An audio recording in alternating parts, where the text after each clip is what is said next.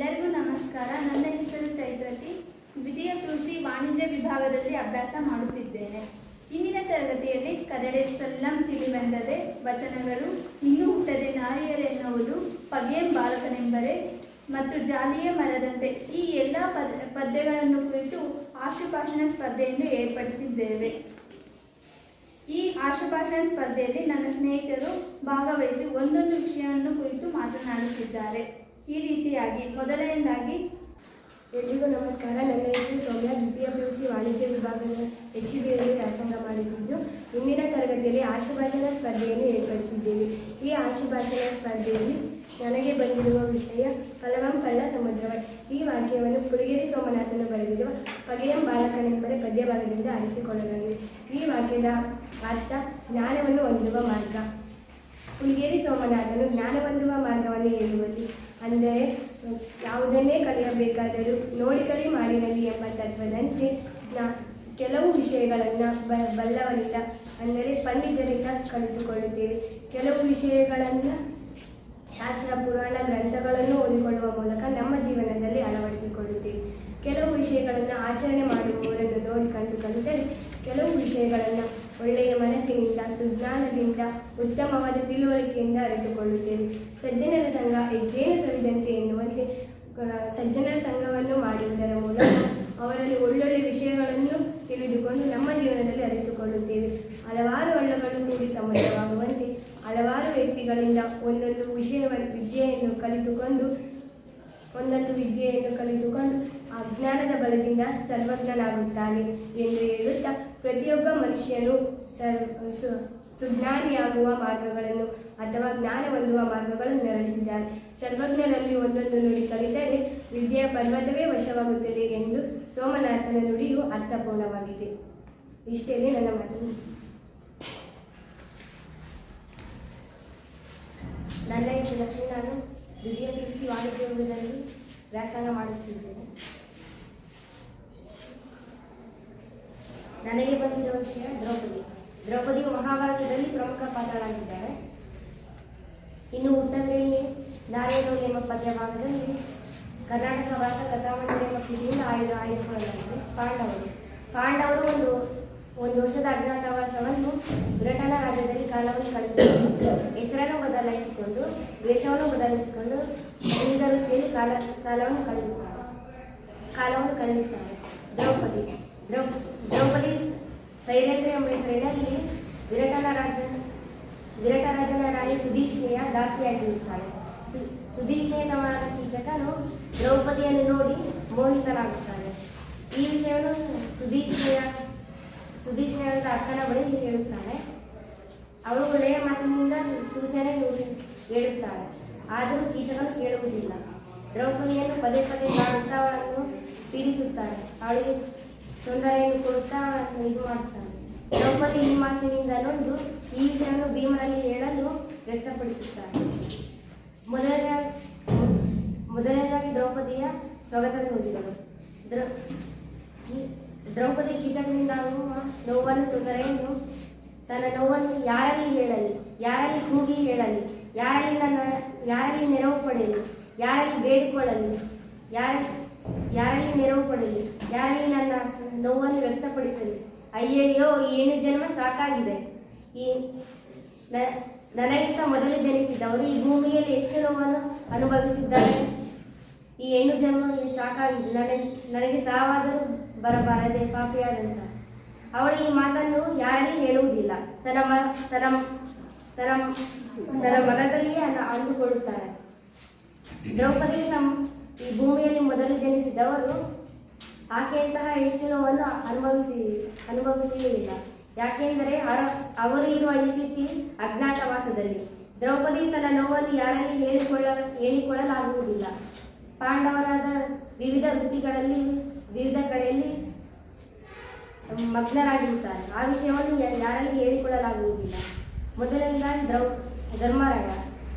ಧರ್ಮರಾಯನಿಗೆ ಹೇಳುವುದೆಂದರೆ, ಅವನಿಗೆ ಧರ್ಮರಕ್ಷಣೆ ಗರಬಡಿಸುವುದು. ಅವನು ನನ್ನ ಸಹಾಯಕ್ಕೆ ಬರಲಾರನು. ಅರ್ಜುನನಿಗೆ ಹೇಳಿದರೆ ಅವನಿಗೆ ಅಣ್ಣನಾಗಿ ಭ್ರಮಿತನಾಗಿದ್ದಾನೆ. ಅವನು ನನ್ನ ಸಹಾಯಕ್ಕೆ ಬರಲಾರನು. ಇನ್ನು ಉಳಿದಂತಹ ನಕುಲ ಸಹದೇವರು ಈ ಕೀಚಕ ಮುನಿಯನ್ನು ಕೊಲ್ಲಲು ಆಸಮರ್ಥರು. ಅವರು ನನ್ನ ಸಹಾಯಕ್ಕೆ ಬರಲಾರರು. ಇನ್ನು ಉಳಿದಂತಹ ಭೀಮನು. ಭೀಮನೊಬ್ಬನೇ ಶಕ್ತಿಶಾಲಿಯ ಪರಾಕ್ರಮಿ. ಇವನೇ ನನ್ನ ನೋವನ್ನು ನಿವಾರಿಸಬಲ್ಲನು. ಹಾಗಾಗಿ ದ್ರೌಪದಿ ತನ್ನ ನೋವನ್ನು ಸಂಕಟವನ್ನು ಭೀಮನಲ್ಲಿ ಹೇಳಲು ಬಯಸುತ್ತಾಳೆ. ಭೀಮನಲ್ಲಿ ಈ ವಿಷಯವನ್ನು ಹೋಗಿ ಹೇಳುತ್ತಾಳೆ. ಕೀಚಕನಿಂದಾಗುವ ನೋವನ್ನು ಸಂಕಟವನ್ನು ತುಂಬಿದ ರಾಜ್ಯದಿಂದ ಅವಮಾನವನ್ನು ಹೇಳುತ್ತಾಳೆ. ರಮಣನೇ ಕೇಳು, ಗಂಡನೇ ಕೇಳು. ಇನ್ನು ಉಳಿದಂತಹ ಸಹೋದರರು ಅಂದರೆ ಧರ್ಮರಾಯ, ಅರ್ಜುನ, ನಕುಲ ಸಹದೇವರು ನನ್ನನ್ನು ಪ್ರೀತಿಸಲು ಮಾತ್ರ ಬಿಡುತ್ತಾರೆ. ಆದರೆ ನನ್ನ ಕಷ್ಟ ಅಂತ ಬಂದರೆ ಅವರು ನನ್ನ ಹತ್ತಿರ ಬರುವುದಿಲ್ಲ. ಹೆಂಡತಿಯ ಮಾನ ವಿಚಾರ ಅಂತ ಬಂದರೆ ನನ್ನ ಬಳಿ ಬರುವುದಿಲ್ಲ. ನಿನ್ನನ್ನು ಬಿಟ್ಟರೆ ನಿನ್ನ ಉಳಿದ ಸಹೋದರರು ಧರ್ಮರಾಯ, ಅರ್ಜುನ, ನಕುಲ ಸಹದೇವರು ನನ್ನ ಪತಿಗಳಾಗುವುದಕ್ಕೆ ಯೋಗ್ಯತೆ ಇಲ್ಲದವರು. ನೀನಾದರೂ ನನ್ನ ಕಷ್ಟವನ್ನು ನೋವನ್ನು ಅರ್ಥ ಮಾಡಿಕೊಂಡು ನನಗೆ ಸಹಾಯ ಮಾಡು ಎಂದು ಭೀಮನಲ್ಲಿ ಕೈ ಮುಗಿದು ಬೇಡಿಕೊಳ್ಳುತ್ತಾಳೆ. ಭೀಮನಲ್ಲಿ ಕೈ ಮುಗಿದು ದ್ರೌಪದಿ ಬೇಡಿಕೊಳ್ಳುತ್ತಾಳೆ. ಭೀಮನಲ್ಲಿ ಕೈ ಮುಗಿದು ದ್ರೌಪದಿ ಬೇಡಿಕೊಳ್ಳುತ್ತಾಳೆ. ಇನ್ನು ಈ ಭೂಮಿಯಲ್ಲಿ ತನ್ನ ಎಂತಹ ಗಂಡನಾದರೂ ಹೆಂಡತಿಯ ಮಾನ ವಿಚಾರ ಅಂತ ಬಂದರೆ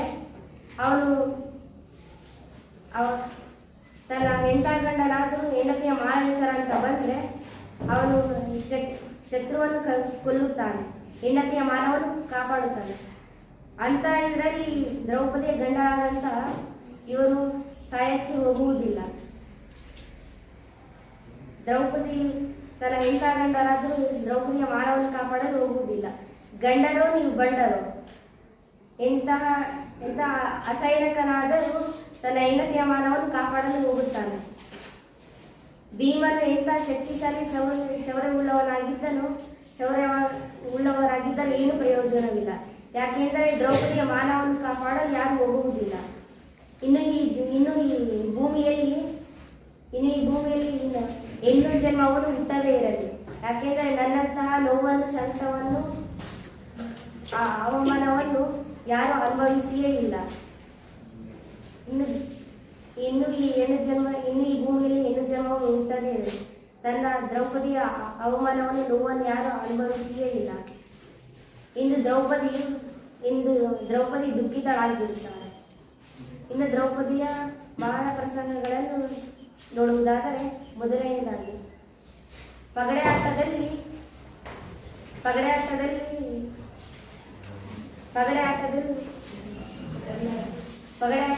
ದುರ್ಯೋಧನನು ದ್ರೌಪದಿಯನ್ನು ಕೂದಲನ್ನು ಹಿಡಿದುಕೊಂಡು ತುಂಬಿದ ರಾಜ್ಯಸಭೆಯಲ್ಲಿ ಅವಮಾನಿಸುತ್ತಾನೆ.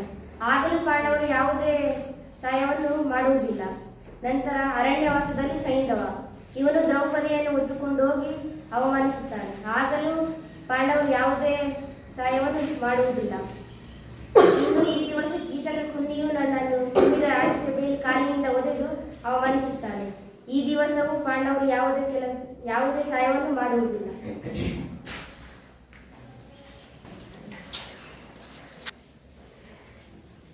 ಎಲ್ಲರಿಗೂ ನಮಸ್ಕಾರ. ನನ್ನ ಹೆಸರು ವಿಜಯಲಕ್ಷ್ಮಿ. ವಾಣಿಜ್ಯ ವಿಭಾಗದಲ್ಲಿ HBA ವಿದ್ಯಾರ್ಥಿನಿಯಾಗಿದ್ದು ಇಂದಿನ ತರಗತಿಯಲ್ಲಿ ಆಶುಭಾಷಣ ಸ್ಪರ್ಧೆಗೆ ನಾನು ಕೂಡ ಭಾಗವಹಿಸಿದ್ದೇನೆ. ಇಂದಿನ ತರಗತಿಯಲ್ಲಿ ನನಗೆ ಬಂದಿರುವ ವಿಷಯ ಏನಂದರೆ ಲೋಕದೋಳ್ ಮರಿಯೇ ನಿರ್ಮಲ ಚಿತ್ತವೈ. ಇದನ್ನು ಪುಲಿಗಿರಿ ಸೋಮನಾಥರು ಸೋಮೇಶ್ವರ ಶತಕ ಎಂಬ ಕೃತಿಯಿಂದ ಆಯ್ದುಕೊಂಡಿದ್ದಾರೆ.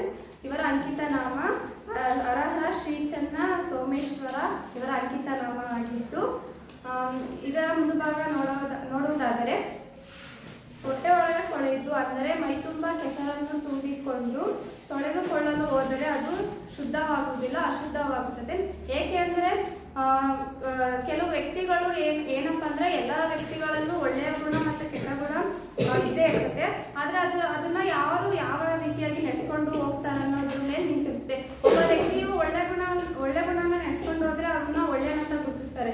ಇನ್ನೊಬ್ಬ ವ್ಯಕ್ತಿಗೂ ಕೆಟ್ಟ ಗುಣದಿಂದ ಇದ್ರೆ ಕೆಟ್ಟ ಗುಣ ಅಂತ ಗುರುತಿಸ್ತಾರೆ. ಅದರಿಂದಾಗಿ ನಾವು ಒಳಗಡೆ ಎಷ್ಟೇ ಕೂಡ ಕೆಟ್ಟ ವಿಷಯಗಳಿದ್ರು ಹೊರಗಡೆ ನಾವು ಒಳ್ಳೇದಂತ ತೋರ್ಸಕ್ ಹೋಗ್ತೀವಿ.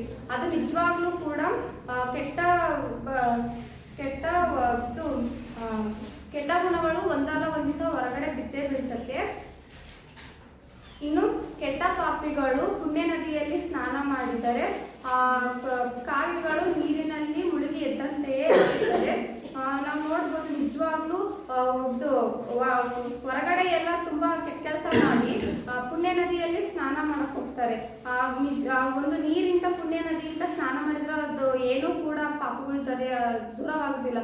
ಒಬ್ಬ ಮನುಷ್ಯ ಅಂದ್ರೆ ತನ್ನ ಕೈಯಿಂದ ತನ್ನ ವೈಯಕ್ತಿಕವಾಗಿದ್ದ ಅವನು ಕೆಲಸ ಮಾಡಿರ್ತಾನೆ, ಅದನ್ನ ಅವನೇ ಕೂಡ ಅನುಭವಿಸ್ಬೇಕು ಹೊರತು ಅದನ್ನ ಯಾವ ನದಿಯಿಂದ ಕೂಡ ಅದನ್ನ ದೂರ ಮಾಡಲು ಸಾಧ್ಯವಾಗುವುದಿಲ್ಲ. ಹಾಗಾಗಿ ಎಷ್ಟು ವ್ಯಕ್ತಿಗಳು ಕೆಟ್ಟ ಪಾಪಗಳನ್ನು ಮಾಡಿ ಪುಣ್ಯ ನದಿಯಲ್ಲಿ ಸ್ನಾನ ಮಾಡಕ್ ಹೋಗ್ತಾರೋ ಆ ಕೆಟ್ಟ ಪಾಪಗಳು ಯಾವತ್ತೂ ದೂರವಾಗುವುದಿಲ್ಲ, ಅದು ಅವರೇ ಕೂಡ ಅನುಭವಿಸ್ಬೇಕಾಗ್ತದೆ. ಇನ್ನೂ ನೋಡೋದಾದ್ರೆ ಬೇವಿನ ಹಣ್ಣನ್ನು ಬೆಲ್ಲದ ಪಾನಕದಲ್ಲಿ ನೆನೆ ಇಟ್ಟರೆ ಅದು ಎಷ್ಟರ ಮಟ್ಟಿಗೆ ಸಿಹಿ ಆಗುತ್ತದೆ. ಯಾವುದೇ ಒಂದು ನಾವು ಪಾತ್ರೆಯಲ್ಲಿ ಬೆಲ್ಲದ ಪಾನಕದಲ್ಲಿ ಒಂದು ಬೇವಿನ ಹಣ್ಣನ್ನು ಕಿತ್ಕೊಂಡ್ಬಂದು ಅದರಲ್ಲಿ ನೆನೆ ಇಟ್ಟರೆ ಕೂಡ ಅದು ಯಾವುದೇ ಕಾರಣಕ್ಕೂ ಸಿಹಿ ಆಗುವುದಿಲ್ಲ. ಅದು ಅದರ ತನ್ನ ಇದನ್ನ ಬಿಟ್ಕೊಡುವುದಿಲ್ಲ.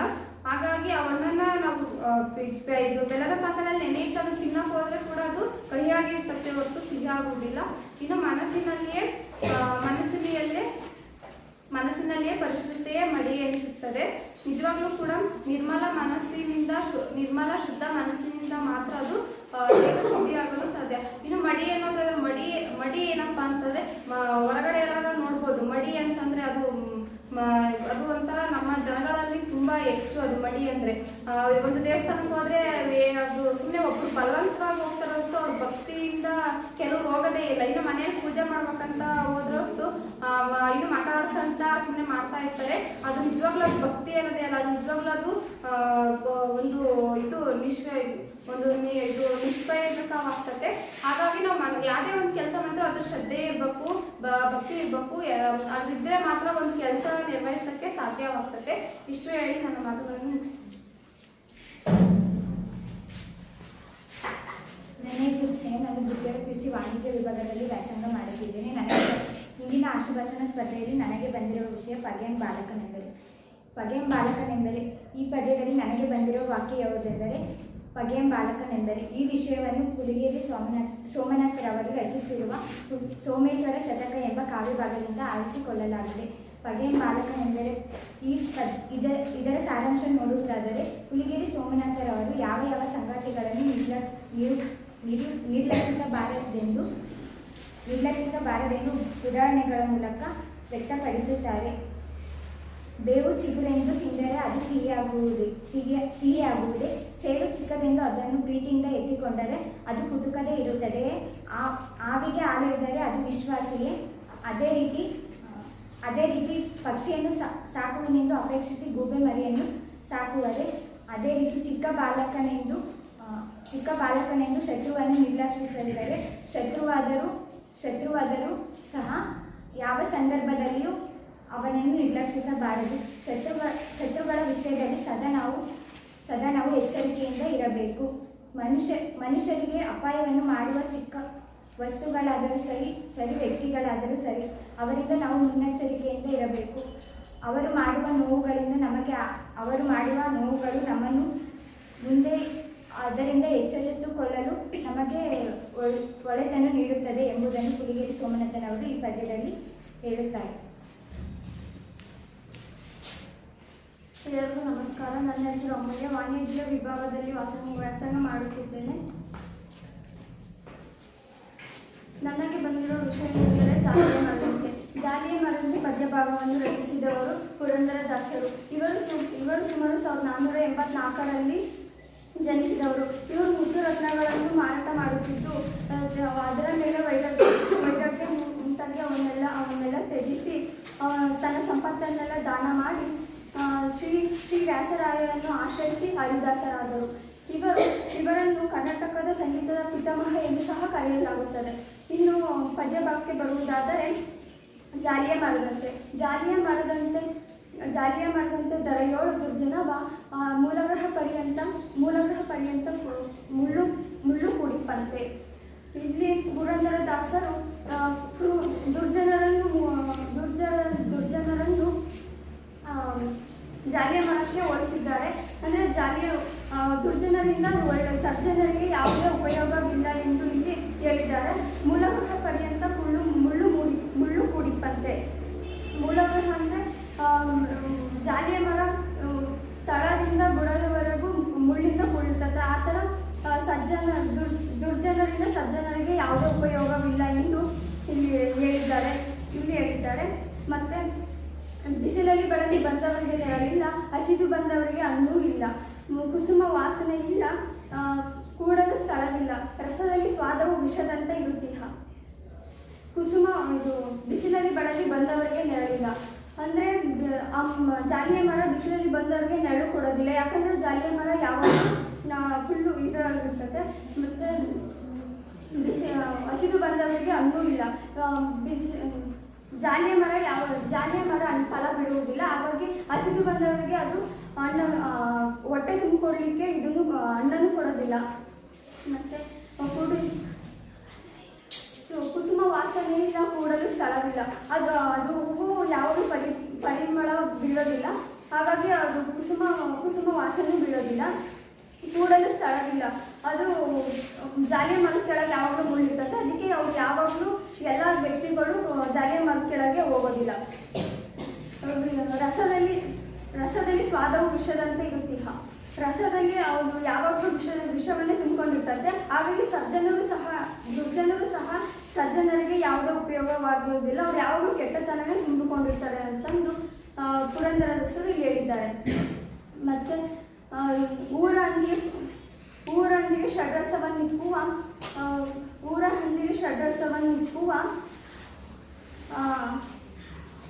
ನಾರುವ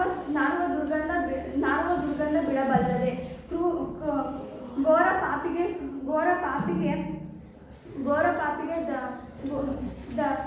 ಪಾಪಿಗೆ ತತ್ವಜ್ಞಾನವ ಪೇಳುವ ಕ್ರೂರತನವ ಬಿಟ್ಟು ಸುಜನನಾಗುವನೆ. ಅಂದರೆ ದುರ್ಜನರು ಕೆಟ್ಟತನವನ್ನು ಬಿಟ್ಟು ಯಾವಾಗಲೂ ಇರೋದಿಲ್ಲ. ದುರ್ಜನರಿಂದ ಸಜ್ಜನರಿಗೆ ಯಾವುದೇ ಉಪಯೋಗವಾಗುವುದಿಲ್ಲ ಎಂದು ಹೇಳಿದ್ದಾರೆ. ಮತ್ತು ಕೊಚ್ಚೆಯಲ್ಲಿ ಬಿಡುವಂತಹ ಹಂದಿಗೆ ಅಮೃತ ಆಹಾರವನ್ನು ಇಟ್ಟರೆ ಅದು ಯಾವಾಗಲೂ ಅದು ಯಾವಾಗಲೂ ತಿನ್ನೋದಿಲ್ಲ. ಮತ್ತೆ ಹೋಗಿ ಅದು ಚರಂಡಿಯಲ್ಲೇ ಬೀಳುತ್ತದೆ. ಮತ್ತು ಚರಂಡಿಯಲ್ಲೇ ಹೋಗ್ಬಿಡುತ್ತದೆ.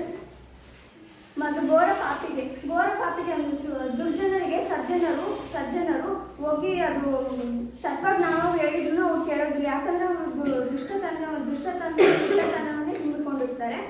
ಹಾಗಾಗಿ ಅವ್ರು ಕೇಳೋದಿಲ್ಲ. ಮತ್ತು ಅವ್ರು ದುಷ್ಟತನವೇ ತುಂಬಿಕೊಂಡಿರ್ತಾರೆ. ಮತ್ತು ಒಳ್ಳೆಯವ್ರು ಹೇಳಿದ್ರು ಅವ್ರು ಕೇಳೋದಿಲ್ಲ ಅಂತ ಹೇಳ್ಬೋದು. ಮತ್ತು ತನ್ನಿಂದ ಉಪಕಾರ ತೊಟ್ಟಕಾದರೂ ಇಲ್ಲ, ಭಿನ್ನಾಣದ ಮಾತಿಗೆ ಕೊನೆ ಇಲ್ಲ. ತನ್ನಿಂದ ಉಪಕಾರ ಅಂದರೆ ದುರ್ಜನರಿಂದ ಸಜ್ಜನರಿಗೆ ಯಾವುದೇ ಉಪಕಾರವಿರೋದಿಲ್ಲ.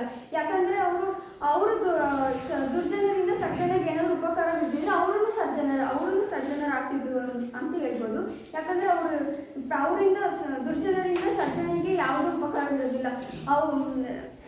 ಪ್ರಪಂಚದಲ್ಲಿ ಕೆಟ್ಟವರಿಂದ ಒಳ್ಳೆಯವರಿಗೆ ಯಾವುದೇ ಉಪಕಾರ ಇರೋದಿಲ್ಲ ಎಂದು ಹೇಳಬಹುದು. ಮತ್ತು ದುರ್ಜನರಿಂದ ಯಾವುದೇ ಉಪಕಾರವಿರೋದಿಲ್ಲ. ಅನ್ನಕ್ಕೆ ಸೇರಿದ ಕುಂದಿ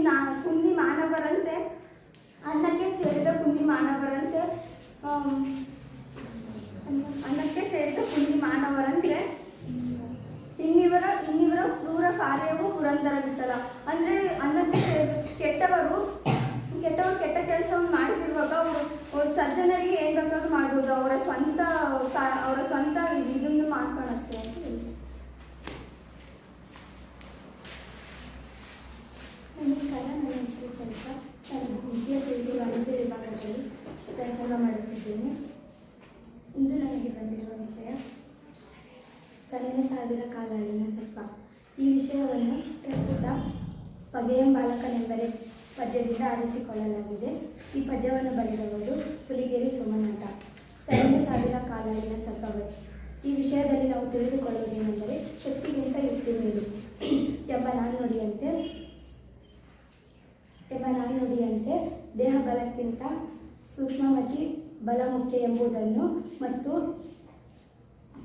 ವಸ್ತುಗಳ ಮಹತ್ವವನ್ನು ತಿಳಿದುಕೊಳ್ಳಬಹುದು. ಹಾಗೆಯೇ ಸನ್ನೆ ಸಾವಿರ ಕಾಲಾಳಿನ ಸರ್ಪ. ಸನ್ನೆ ಎಂಬ ಪದ, ಸನ್ನೆ ಎಂದರೆ ಮೀಟುಗೋಲು ಎಂದರ್ಥ. ಮೀಟುಗೋಲು ಎಂದು ಹೇಳುವುದಾದರೆ, ನಮ್ಮ ಆಡುಭಾಷೆಯಲ್ಲಿ ಹೇಳುವುದಾದರೆ ಅರೆಗೋಲು ಎಂದರ್ಥ. ಅರೆಗೋಲನ್ನು ಹೆಮ್ಮರಕ್ಕೆ ಹೋಲಿಸಿಕೊಂಡರೆ ಅದು ಸಣ್ಣ ವಸ್ತುವೇ ಹೌದು. ಆದರೆ ಭಾರವಾದ ವಸ್ತುಗಳನ್ನು ಹೆಮ್ಮರದಿಂದ ಎತ್ತಲು ಸಾಧ್ಯ ಇಲ್ಲ, ಆದರೆ ಮೀಟುಗೋಲಿನಿಂದ ಬಹಳ ಸುಲಭವಾಗಿ ಎತ್ತಬಹುದು. ಇದೇ ರೀತಿ ನೋಡೋದಾದರೆ, ಒಂದು ಹೆಬ್ಬಂಡೆಯನ್ನು ಆನೆ ಕಾಲಿನಲ್ಲಿ ತುಳಿಸಿದರೆ ಅದು ಸೀಳಲಾರದು. ಅದರ ಬದಲಾಗಿ ಸಣ್ಣ ವಸ್ತುವಾದ ಚಾಣದಿಂದ ಒಡೆದಾಗ ಅದು ಸುಲಭವಾಗಿ ಒಡೆಯಬಹುದು. ಇದೇ ರೀತಿ ನೋಡೋದಾದರೆ, ಸಣ್ಣ ಸೊಳ್ಳೆನ ಮನುಷ್ಯರಿಗೆ ಹೋಲಿಸ್ಕೊಂಡ್ರೆ ಅದು ಎಷ್ಟೋ ಚಿಕ್ಕದು. ಆ ಸಣ್ಣ ಸೊಳ್ಳೆ ಕಚ್ಚಿದ್ರೆ ನಮಗೆ ನಾನಾ ರೀತಿ ರೋಗಗಳು ಬರ್ತವೆ. ಆ ರೋಗಗಳು ಬಂದು ನಾವು ಅನಾರೋಗ್ಯ ಪೀಡಿತರಾಗಿ ಅದರಿಂದ ನಾವು ಸುಧಾರಿಸ್ಕೊಳಕ್ಕೆ ಎಷ್ಟೋ ದಿನ ತಗೋಬೇಕಾಗತ್ತೆ. ಬದುಕೋದಕ್ಕೂ ನಾವು ಕೂಡ ಒದ್ದಾಡಬೇಕಾಗುತ್ತೆ. ಅಷ್ಟು ಪರಿಣಾಮ ಬೀರುತ್ತೆ ಅದು ನಮ್ಮ ಮೇಲೆ. ಇದೇ ರೀತಿ ಬುದ್ಧಿವಂತ ಮನುಷ್ಯ, ಒಬ್ಬ ಸಣ್ಣ ಬುದ್ಧಿವಂತ ಸಣ್ಣ ವಯಸ್ಸಿನ ಬುದ್ಧಿವಂತ ಎಷ್ಟೋ ಕೋಟಿ ಜನಕ್ಕೆ ಸಮವಾಗಿರ್ತಾನೆ. ಈ ವಿಷಯದಿಂದ ನಾವು ತಿಳಿದುಕೊಳ್ಳೋದೇನಂತಂದರೆ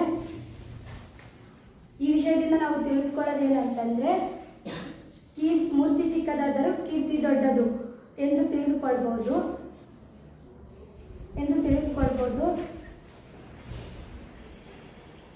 ವಸ್ತು ಸಣ್ಣದಾದರೂ ಅದರ ಮಹತ್ವ ದೊಡ್ಡದೆಂದು ನಾವು ತಿಳಿದುಕೊಳ್ತೇವೆ. ಇಷ್ಟನ್ನು ಹೇಳ್ತಾ ನಾನು ಮಾಡ್ಕೊಂಡು. ನನ್ನ ಹೆಸರು ಸಂಜನಾ ಬಿ. ದ್ವಿತೀಯ PUC HEBA ವ್ಯಾಸಂಗ ಮಾಡುತ್ತಿದ್ದೇನೆ. ನನಗೆ ಬರೆಯುವ ಟಾಪಿಕ್ ಬಹುರೂಪಿ ವಿದ್ಯೆ. ಕನ್ನಡದ ಸಂಘಟಿಸುವಂತೆ ಇದನ್ನು ಬರೆದವರು ರಾಮಚರಿತ ಪುರಾಣವೆಂಬ ಕಾವ್ಯದಿಂದ ಆಯ್ದುಕೊಳ್ಳಲಾಗಿದೆ. ಬಹುರೂಪಿಣಿ ವಿದ್ಯೆಯು ರಾವಣನು ಒಲಿಸಿಕೊಂಡ ವಿದ್ಯೆ ಇದು ಬಹುರೂಪಿಣಿ ವಿದ್ಯೆ ಮಾಯ ವಿದ್ಯೆಯಾಗಿದೆ. ರಾವಣನು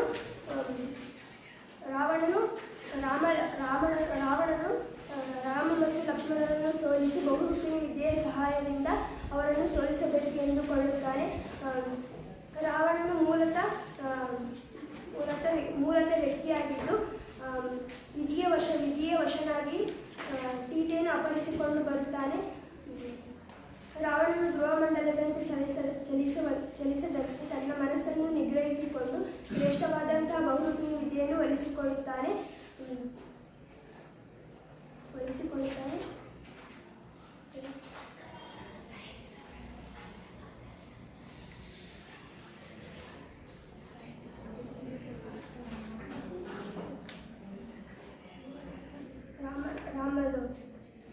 ಮುಂಗಾರಿನ ಅರ್ಭಟದಂತೆ ಯಮನ ನಾಲಿಗೆಯ ಅಲುಗಾಡುವಂತೆ ತನ್ನ ಕೈಯನ್ನು ಮುಂದಕ್ಕೆ ಚಾಚಿ ಆಜ್ಞಾಪಿಸು ಎಂದು ಬಹುರೂಪಿಣಿ ವಿದ್ಯೆಯನ್ನು ಬೇಡಿಕೊಳ್ಳುತ್ತಾನೆ. ಆಗ ಬಹುರೂಪಿಣಿ ವಿದ್ಯೆಯು ರಾವಣನ ಮುಂದೆ ಪ್ರತ್ಯಕ್ಷವಾಗುತ್ತದೆ.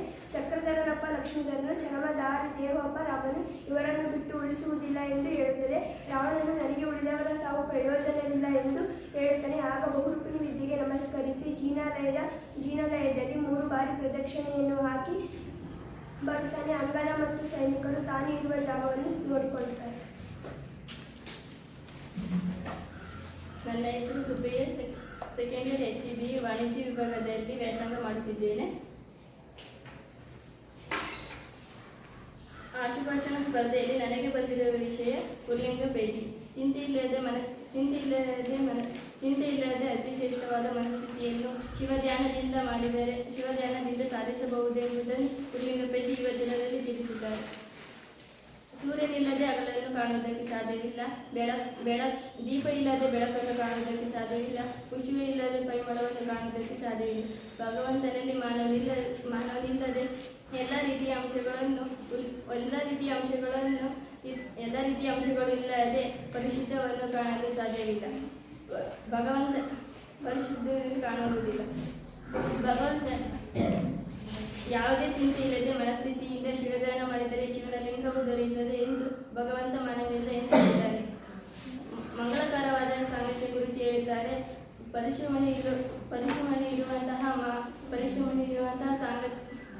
ಮಂಗಳಕರವಾದ ಸಾಂಗತ್ಯ ಕುರಿತು ಹೇಳಿದ್ದಾರೆ. ಪರಿಶ್ರಮಣಿ ಇರುವಂತಹ ಮನೆಯೊಳಗೆ ಇರುವವನು ಮನೆಯ ಮುಂದೆ ಭಿಕ್ಷೆ ಬೇಡುವುದಿಲ್ಲ. ನದಿಯೊಳಗೆ ನಿಂತಿರುವ ಬಾಯಾರಿಕೆ ಆದಾಗ ಕೆರೆಯ ನೀರನ್ನು ಹುಡುಕಿಕೊಂಡು ಹೋದಾಗ ನಿಂತಿರುವ ನೀರನ್ನು ಕುಡಿದು ದಾಹವನ್ನು ನೀಗಿಸಿಕೊಳ್ಳುತ್ತಾನೆ. ಶುಭವನ್ನುಂಟು ಮಾಡಿದರೆ ಶುಭವನ್ನುಂಟು ಮಾಡಿದರೆ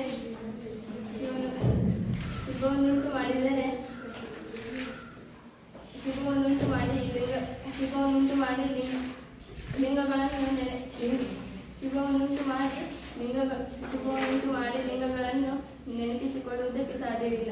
ಗುರು ಲಘುವಾಗುವುದಿಲ್ಲ, ಲಘು ಗುರುವಾಗುವುದಿಲ್ಲ. ಸಣ್ಣತನ ಹೊಂದಿರುವ ವ್ಯಕ್ತಿಗಳು ದೊಡ್ಡತನ ಹೊಂದುವುದಕ್ಕೆ ಸಾಧ್ಯವಿಲ್ಲ. ದೊಡ್ಡತನ ಹೊಂದಿರುವ ವ್ಯಕ್ತಿಗಳು ಸಣ್ಣತನ ಹೊಂದುವುದಕ್ಕೆ ಸಾಧ್ಯವಿಲ್ಲ. ಸಣ್ಣತನ ಹೊಂದಿರುವ ದೊಡ್ಡವರು ದೊಡ್ಡತನವನ್ನು ಶ್ರೇಷ್ಠವಾದ ವ್ಯಕ್ತಿಗಳು ಆದರೆ ಸಮಾಜದ ಘನತೆಯುಳ್ಳ ವ್ಯಕ್ತಿಗಳು ಇದ್ದರು. ಇವುಗಳನ್ನು ಸಣ್ಣವರಾಗಿ ವರ್ತಿಸಿ ಒಳ್ಳೆಯ ನಡವಳಿಕೆ ಇಲ್ಲದೆ ಕಾಣಿಸಿಕೊಳ್ಳುವುದಕ್ಕೆ ಸಾಧ್ಯವಿಲ್ಲ. ಗುರುಲಿಂಗ ಜಂಗಮ ಇವುಗಳನ್ನು ವಚನದಲ್ಲಿ 3 ತ್ರಿವಿಧಗಳು ಎನ್ನುವರು. ಗುರುಲಿಂಗ ಜಂಗಮ ಪ್ರಸಾದಗಳನ್ನು ಗುರು ತಾವೇ ಲಘುವಾಗಿ ಕಾಣಬಾರದು. ಲಘುವಾಗಿ ಕಂಡರೆ ಅವನೇ ಸಣ್ಣವನಾಗಿ ಉಳಿಯುವ ಪೆದ್ದೆಯನ್ನು ಈ ವಚನದಲ್ಲಿ ಸ್ಪಷ್ಟಪಡಿಸಿದ್ದಾರೆ.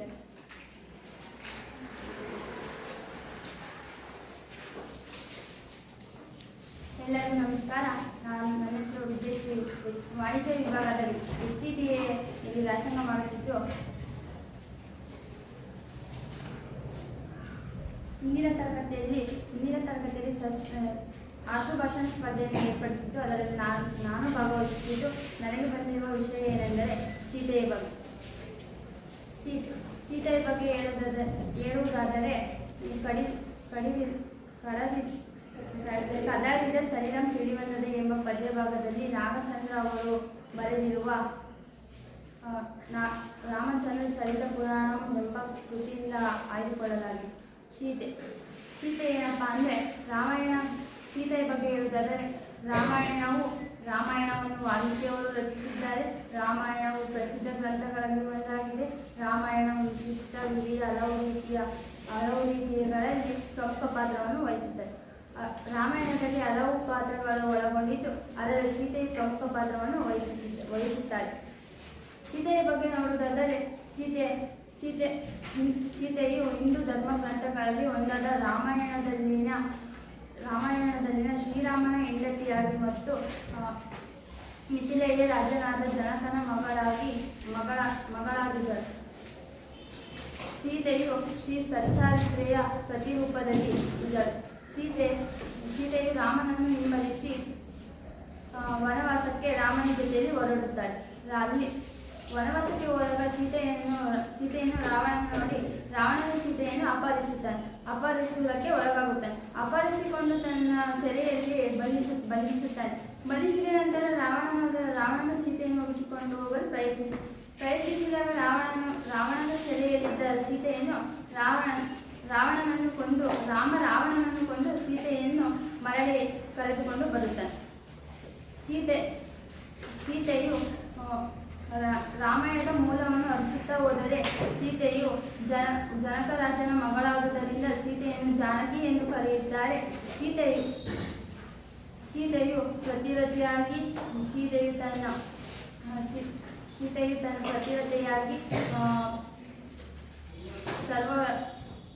ಸರ್ವವಾಹಿಯಾಗಿ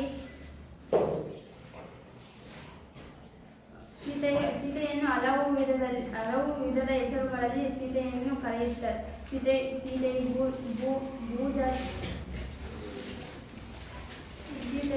ಸೀತೆಯು ಈ ಕಥೆಯಲ್ಲಿ ರಾವಣನು ಸೀತೆಯನ್ನು ಒಲಿಸಿಕೊಳ್ಳಲು ಆಸೆ ಪಡುತ್ತಾನೆ. ಆದರೆ ಸೀತೆಯನ್ನು ಅಪಹರಿಸಿಕೊಂಡು ರಾವಣನು ಅಶೋಕವನದಲ್ಲಿ ಇರಿಸಿದ್ದಾನೆ ಎಂಬುದನ್ನು ತಿಳಿಯಬಹುದು. ನಮ್ಮೆಲ್ಲರಿಗೂ ತಿಳಿದಿರುವಂತೆ ರಾವಣನ ಸೀತೆಯನ್ನು ಕಳೆದುಕೊಂಡು ಅಶೋಕವನದಲ್ಲಿ ಇರಿಸಿದ್ದಾನೆ. ಅಂದರೆ ಇವಾಗ ಈಗ ಹೇಳ್ತಾರೆ ಎಲ್ಲರೂ ರಾವಣನ ಸೀತೆಯನ್ನು ಅಪಹರಿಸಿಕೊಂಡು ಹೋಗಿ ಜೈನ ಧರ್ಮ ಗ್ರಂಥಗಳ ಪ್ರಕಾರ ಸೀತೆಯನ್ನು ಪ್ರಮೋದವನದಲ್ಲಿ ಇರಿಸಿದ್ದಾನೆ ಎಂದು ರಾವಣನ ಬಗ್ಗೆ ಎಲ್ಲರೂ ಅಭಿಪ್ರಾಯಪಡುತ್ತಾರೆ. ಸೀತೆಯು ಅಯೋಧ್ಯೆಯ ರಾಜಕುಮಾರರಾದ ಅಯೋಧ್ಯೆಯ ರಾಜಕುಮಾರನಾದ ರಾಮನನ್ನು ವಿವಾಹವಾಗಿ ಅವಳು ರಾಜನ ಹೆಂಡತಿಯಾಗಿ ಜೀವನವನ್ನು ನಡೆಸುತ್ತಾರೆ. ಯಾರೋ ಹೇಳಿದ ವಿಷಯದಿಂದ ತಿಳಿದು ರಾವಣನಿಗೆ ವಿಷಯ ತಿಳಿಯುತ್ತದೆ. ರಾವಣನ ತಮ್ಮನಾದ ಲಕ್ಷ್ಮಣನಿಗೆ ರಾಮ ಹೇಳ್ತಾನೆ, ರಾಮ ನೀನು ನಿಮ್ಮ ಅತ್ತಿಗೆಯಾದ ಸೀತೆಯನ್ನು ಕರೆದುಕೊಂಡು ಅರಣ್ಯದಲ್ಲಿ ಬಿಟ್ಟು ಬಾ ಎಂದು ಹೇಳುತ್ತಾನೆ. ಆದ್ದರಿಂದ ಅಣ್ಣನ ಮಾತಿಗೆ ವಾದಿಸದೆ ಲಕ್ಷ್ಮಣ ಸೀತೆಯನ್ನು ಕರೆದುಕೊಂಡು ಅರಣ್ಯದಲ್ಲಿ ಇಳಿಸುತ್ತಾನೆ. ಸೀತೆಯು ದುಃಖಿತಳಾಗುತ್ತಾಳೆ. ಸೀತೆಗೆ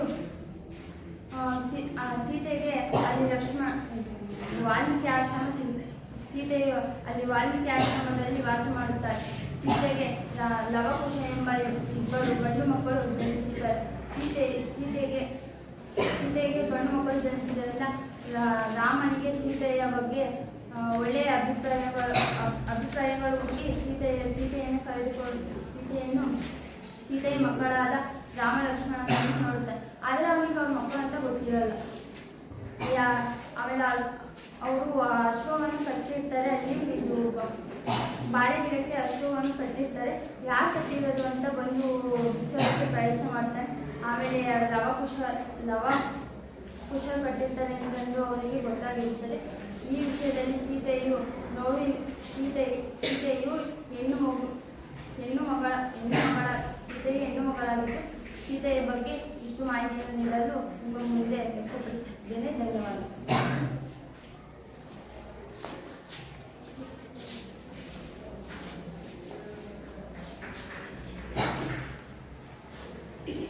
ನನ್ನ ಹೆಸರು ಪ್ರಿಯಾ, ದ್ವಿತೀಯ PUC ವಾಣಿಜ್ಯ ವಿಭಾಗದಲ್ಲಿ ಓದುತ್ತಿದ್ದು, ಕುಮಾರವ್ಯಾಸ ರಚಿಸಿರುವ ಇನ್ನೂ ಹುಟ್ಟದೇ ಇರಲಿ ನಾರಿಯನ ರೋಡ್ ಎಂಬ ಪದ್ಯಭಾಗದಲ್ಲಿ ಕೀಚಕ ಎಂಬ ಪಾತ್ರವು ನನಗೆ ಬಂದಿದೆ. ಕೇಕೆಯ ರಾಜ್ಯದ ಮಾಲವಿಯಲ್ಲಿ ಜನಿಸಿದವ. ಇವನಿಗೆ 105 ಮಂದಿ 105 ಮಂದಿ ಒಳ ಹುಟ್ಟಿದವರು. ಸುಧಿಷ್ಣೆ ಎಂಬ ಸಹೋದರಿಯೂ ಇದ್ದಳು. ಸುಧಿಷ್ಣೆ ವಿರಾಟ ರಾಜ್ಯದ ರಾಣಿ. ಕೀಚಕ ಬನಸುರನ ಅಂಶದಿಂದ ಜನಿಸಿದವ. ಇವನು ಮತ್ತು ಇವನ ತಮ್ಮಂದಿರಾದ 105 ಮಂದಿ ಉಪಕೀಚಕರು ವಿರಾಟ ರಾಜ್ಯದಲ್ಲಿಯೇ ಇರುತ್ತಿದ್ದರು. ಮಹಾಬಲಶಾಲಿಯಾಗಿದ್ದ ಕೀಚಕ ವಿರಾಟ ರಾಜ್ಯದ ಸೇನಾಪತಿಯಾಗಿದ್ದ. ಅಜ್ಞಾತವಾಸದ ಅವಧಿಯನ್ನು ಮುಗಿಸಿದ ನಂತರ ದ್ರೌಪದಿಯು ಸೈರಂಧ್ರಿಯ ವೇಷದಲ್ಲಿ ರಾಣಿಯಾದ ಸುಧಿಷ್ಣೆಯ ಅಂತಃಪುರದಲ್ಲಿ ಕೇಶ ಶೃಂಗಾರ ಮಾಡಿಕೊಂಡಿರುವಾಗ ಕೀಚಕ ತನ್ನ ಅಕ್ಕನ ಮನೆ ಅಂದರೆ ಸುಧಿಷ್ಣೆಯ ಮನೆಗೆ ಬರುತ್ತಾನೆ. ಅಲ್ಲಿ ಬಂದು ಸೈರಂಧ್ರಿಯನ್ನು ನೋಡಿದಾಗ ಆಕೆಯ ಮೇಲೆ ಮೋಹಿತನಾಗುತ್ತಾನೆ. ಆಕೆಯನ್ನು ಹೊಂದಲು ನಾನಾ ಬಗೆಯ ರೀತಿಯಲ್ಲಿ ಪ್ರಯತ್ನಿಸಿ ಸೋಲುತ್ತಾನೆ. ನಂತರ ಅಕ್ಕನಲ್ಲಿ ಹೋಗಿ ಸಹಾಯ ಯೋಚಿಸುತ್ತಾನೆ. ಕೀಚಕನ ಉಪಟಳವನ್ನು ತಾಳಲಾಗದೆ ದ್ರೌಪದಿಯು ಭೀಮನಲ್ಲಿ ಮೊರೆಯೋಗಿ ನನ್ನನ್ನು ಕಾಪಾಡುವಂತೆ ಬೇಡಿಕೊಳ್ಳುತ್ತಾನೆ. ನಾಟ್ಯಶಾಲೆಯಲ್ಲಿ ಸ್ತ್ರೀ ವೇಷದಲ್ಲಿ ಅವಿತುಕೊಂಡಿದ್ದ ಭೀಮನು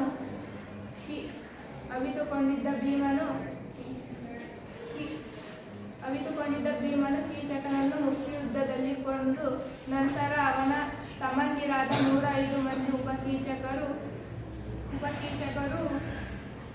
ಬಂದಾಗ ಅವರನ್ನು ಕೊಂದು ದ್ರೌಪದಿಯನ್ನು ಸಂಕಷ್ಟದಿಂದ ಪಾರು ಮಾಡುತ್ತಾನೆ. ಧನ್ಯವಾದಗಳು.